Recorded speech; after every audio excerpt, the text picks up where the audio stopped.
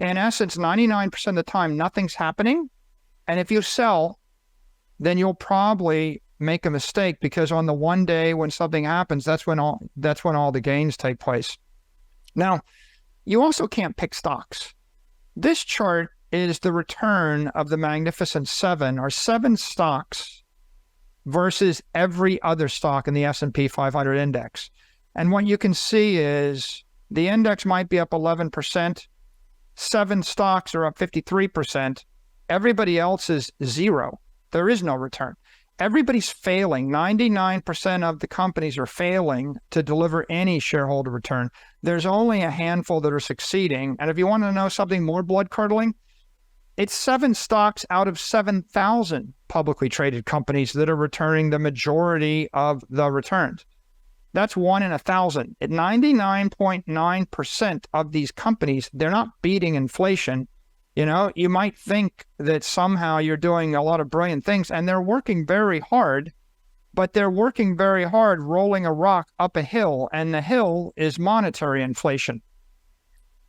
And this is the big idea in corporate finance. If you're a stock investor or an equity investor, most companies cannot grow their cash flows faster than the monetary inflation rate of 7 or 8%. So they have to rely upon expensive buybacks. They have to buy their stock back. They have to dividend out their cash flows. They do acquisitions to try to get more growth non-organically, or they load up on debt and they leverage up their balance sheet and buy back their shares with debt so that they can get that shareholder EPS to go up faster than the 7% number. And of course, that's the standard finance playbook. But they end up buying lots of companies and overpay. They end up decapitalizing and giving away all of their cash flows.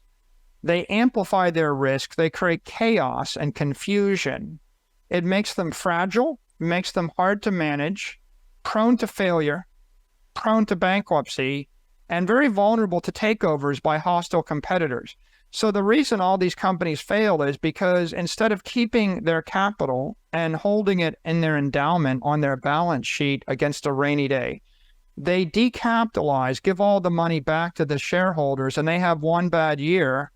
Then they're in trouble. Their stock crashes, their employees quit, and the vultures circle, and they get taken over. And when they get taken over, you have a merger of 3, 4, 5 companies. The companies lay off and cut staff and cut headquarters cost, and people lose their jobs, and they discontinue product lines, they idle factories, and they destroy manufacturing base. This creates economic malaise. And the reason why is because the companies are decapitalizing per standard corporate finance, because they're only allowed to hold bonds, and the bonds don't keep up with the cost of capital. That means this equity is just impaired by unavoidable risk and liability. The typical stock portfolio is going to get that 7% return. And on the other hand, over 100 years, over a long term, I would expect that Bitcoin will return 14%. And the reason why is because Bitcoin not only doesn't have the risk and liabilities of a company, Bitcoin has no labor, has no management, has no competition, has no technology cycles, has no regulatory headaches. It doesn't have the tax, it doesn't have the war risk, the tariff risk, etc. It doesn't struggle with all the problems companies struggle with because it's not in the real world and it doesn't have physical nexus or political nexus. Hey, money talkers, we're on a wild ride through the crypto cosmos. Bitcoin's doing the limbo below $42,000. And the whole market's caught in a sell-off storm. Grab your crypto popcorn, hit that like button, and let's break down the madness in today's episode. Crypto adventurers, Bitcoin is leading the market down, currently chilling at $42,248. Ethereum and Solana are following the leader, dancing at $2,244.58 and $69.47, respectively. Why the crypto chaos? Well, the big shots are prepping for an inflation report and the grand finale of the Federal Open Market Committee meeting for 2023. The market's like a roller coaster, unpredictable and thrilling. Bitcoin's on a roller coaster within the roller coaster. It plummeted below $42,000, triggering caution vibes from last week's options market whispers. But hey, it's finding its groove at $42,248.51 with a 24-hour trading volume that'll make your head spin. $24,361,868,873.46. The global crypto market down 5%, hitting $1.63 trillion. Bitcoin dominance flexing at 50.22% and stablecoins holding $131 billion, 8% of the crypto realm. Ether and Solana are on a seesaw too, ups and downs in the crypto playground. The CME futures market might be the puppet master causing price gaps in Bitcoin's dance. The CME gap at $39,700 is like a mystery void that Bitcoin might revisit, a historical dance move. Perpetual contracts are in the mix playing the funding rate game. Positive rates mean a premium party and negative rates, well, not so much. Notional open interest doing the limbo, decreasing across the board. Why? Everyone's eyes are on the U.S. Federal Reserve expecting interest rate reductions and gearing up for that final 2023 committee meeting.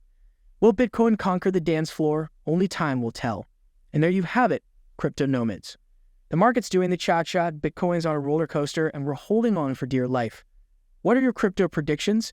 Let's continue our discussion with Michael Saylor. But also, Bitcoin has all the virtues of a pure crypto decentralized network. It's cybernetic, digital, it's immaculate in its conception, it's immortal, it's incorruptible, it's global, it's indestructible.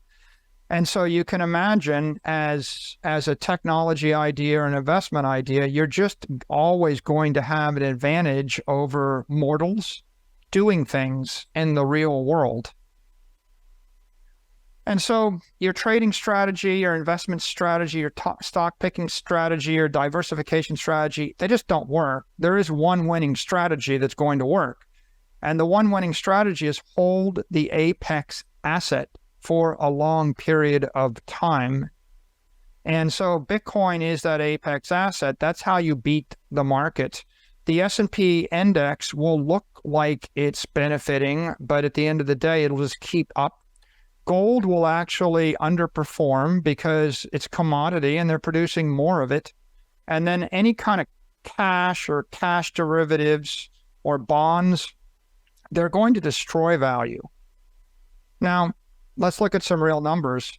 This is Bitcoin performance versus other assets since August of 2020. Why do I pick that date? Because on that date, MicroStrategy bought $250 million worth of Bitcoin and announced it to the world. So that's an important date for us.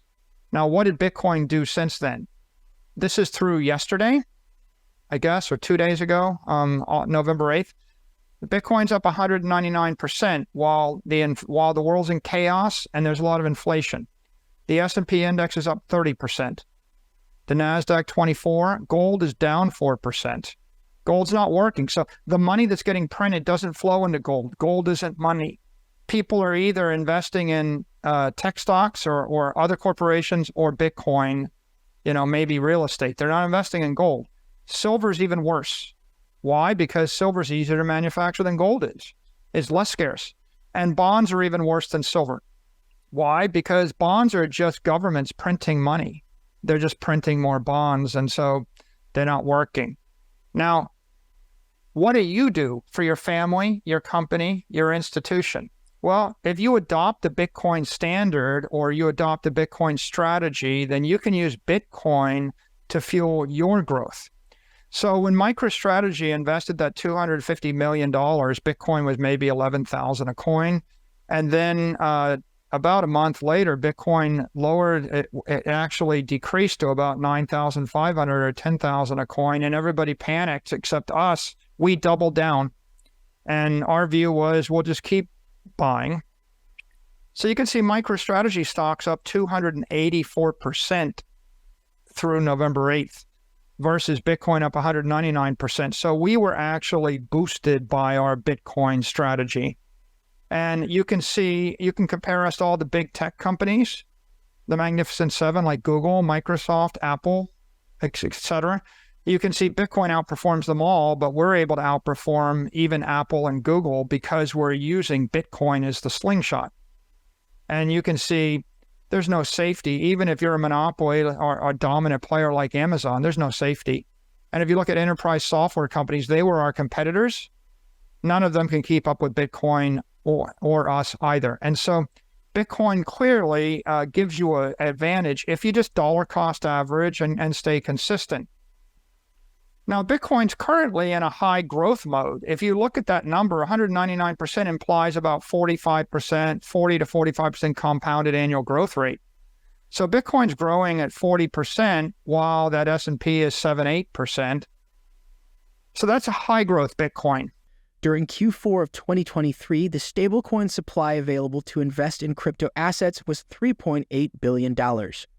This is the first time the net supply of the top 5 stablecoins has turned positive in nearly 2 years. In 2023, zero-knowledge ZK technology became one of the most consistent talking points in the crypto space.